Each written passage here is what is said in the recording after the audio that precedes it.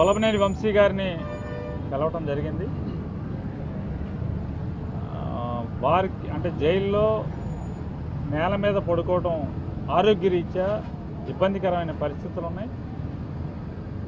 దానికోసం అని చెప్పని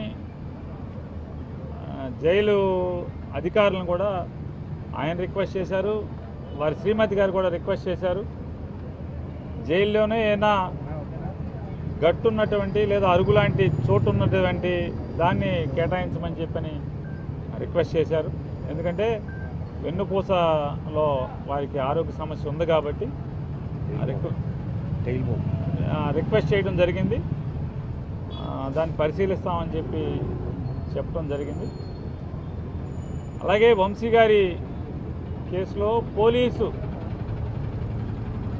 శాఖ పోలీసు అధికారులు మరీ ప్రత్యేకించి ఉన్నతాధికారుల పర్యవేక్షణతో కింద స్టేషన్ స్థాయి నుంచి పర్యవేక్షణ చేస్తున్నటువంటి అధికారులు కూడా ఎంత దుర్మార్గంగా వ్యవహరిస్తున్నారంటే రాజకీయ నాయకుల్ని అంటే పరిపాలనలో ఉన్నటువంటి రాజకీయ నాయకుల్ని సంతృప్తిపరచడం కోసం, వారిని మానసికంగా ఆనందింపజేయటం కోసం పడమట సంబంధించినటువంటి ఆ ఏరియా ప్రాంతం దాంట్లో పనిచేస్తున్నటువంటి పోలీసులు ఎంత దారుణంగా కేసులు కడుతున్నారంటే 10వ తారీఖున సత్యవర్ధన్ అనేటువంటి ఒక వ్యక్తి కోర్టుకు హాజరై కోర్టుచే సమన్లు ఇవ్వబడే కోర్టుకు హాజరై నాచే తప్పుడు కేసు పెట్టించారని చెప్పిన అతను జడ్జి గారికి చెప్పుకుంటే 11వ తారీఖున ఆ సత్యవర్ధన్ మీద వంశీ మీద ఒక తెలుగుదేశం పార్టీ 5 కంటే ఎక్కువ క్రిమినల్ కేసులు అంటే పలు క్రిమినల్ కేసుల్లో ముద్దాయిగా ఉన్నటువంటి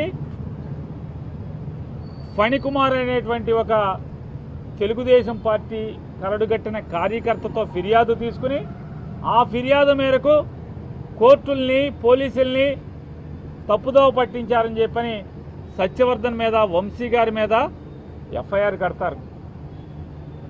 12వ తారీఖున సత్యవర్ధన్ యొక్క అన్నగారైనటువంటి అతనితో మరొక ఫిర్యాదు తీసుకుని కిరణ్ అనే ఆయనతో ఒక ఫిర్యాదు తీసుకుని వంశీ గారి మీద మళ్ళీ కేసు కడతారు. దాంట్లో ఎక్కడా కూడా సత్యవర్ధన్ అన్నగారైనటువంటి కిరణ్ ఎక్కడా కూడా ప్రత్యక్ష సాక్షిగా ఫిర్యాదు ఎక్కడా ఉండదు. దాంట్లో మా తమ్ముడి ఇంట్లోంచి బయటికి వెళ్ళాడు, ఎవరో చూశారంట, ఎవరో ఎక్కించుకెళ్ళారంట, బహుశా జడ్జి గారి దగ్గరికి తీసుకెళ్ళి ఉండొచ్చు, జడ్జి గారి దగ్గర ఈ రకమైన స్టేట్మెంట్ ఇప్పించి ఉండొచ్చు, వంశీ అనే అతను బలవంతం చేసి ఉండొచ్చు అని ఉండొచ్చు అంట ఊహాజనితమైనటువంటి ఫిర్యాదుతో నాన్ బెయిలబుల్ సెక్షన్లు అన్నీ పెడతారు. కానీ ఆ ఫిర్యాదు మేరకు ఆ సెక్షన్లు వర్తిస్తాయా అంటే పొరపాటును కూడా వర్తించవు. అంటే ఒక తప్పుడు కేసు బనాయిస్తారు. మళ్ళీ దాంట్లో సాక్ష్యం ఎవడయా అంటే 11వ తారీఖు సత్యవర్ధన్ వంశీ మీద ఫిర్యాదు ఎవడు చేశాడో వాడే వాళ్ళ అన్నయ్య కిరణ్ పెట్టినటువంటి వంశీ మీద పెట్టినటువంటి కేసులో అతను సాక్ష్యం. అంటే ఎంత కొల్యూడెడ్